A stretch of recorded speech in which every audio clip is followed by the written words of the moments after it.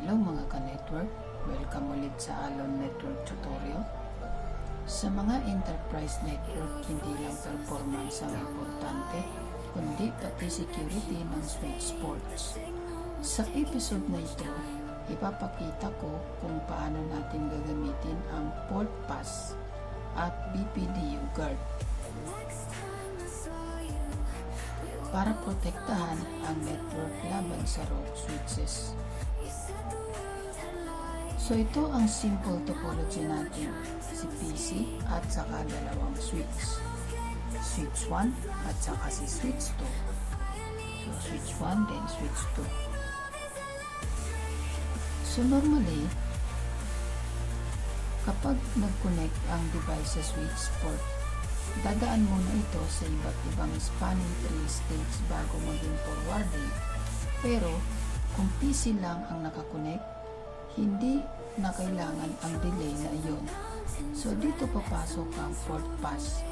Pero bago ko configurean ng port pass yan, ipapakita ko muna sa inyo kung ano ang pagkakaiba ng port pass at saka walang port pass. Bubunutin ko muna itong port, tapos obserbahan natin. Tapos ibabalik ko ngayon. So, kung makikita mo, mga ilang seconds pa bago siya mag totally orange, green. So ngayon kasi nag-orange pa siya, naka-amber. So matagal bago siya maka-up.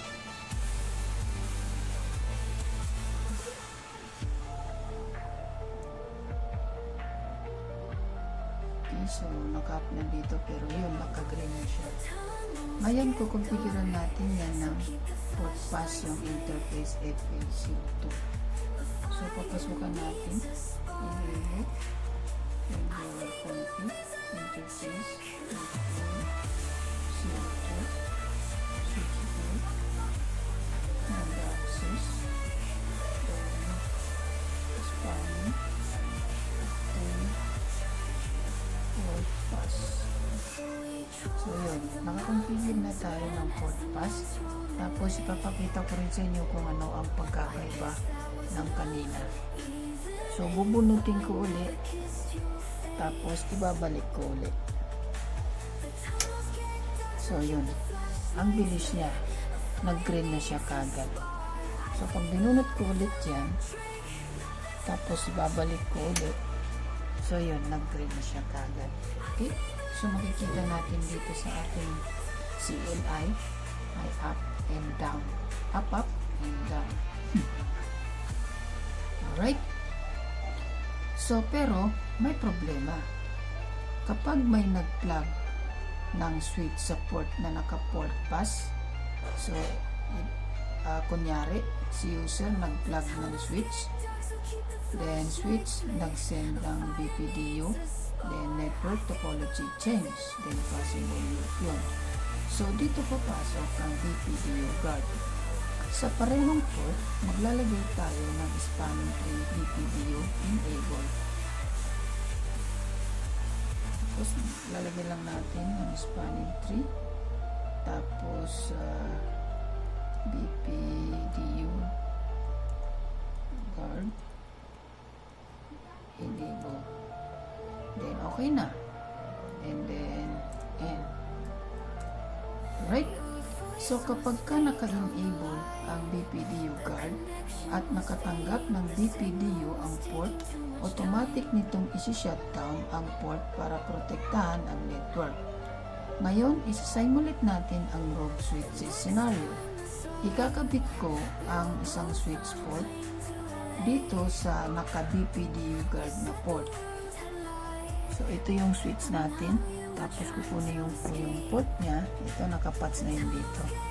Tapos bubunutin ko itong PC, tapos ipapatch ko dyan. Tapos titingnan natin kung anong mangyayari. So naka-green na siya kagad, and then nag-shutdown.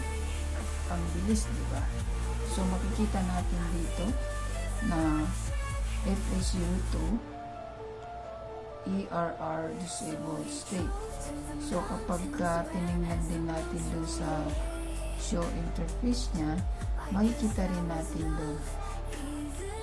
So sisilipin natin. Show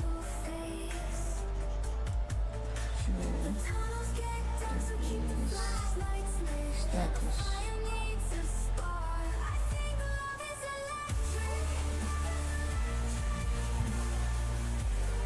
So yun, nakikita natin si AP02 naka ERR disabled. Alright. So ang galing, diba? Napakasulit.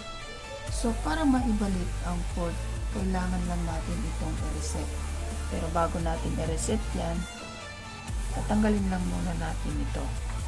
Tapos ibabalik ko yung aking port na PC. Tadat!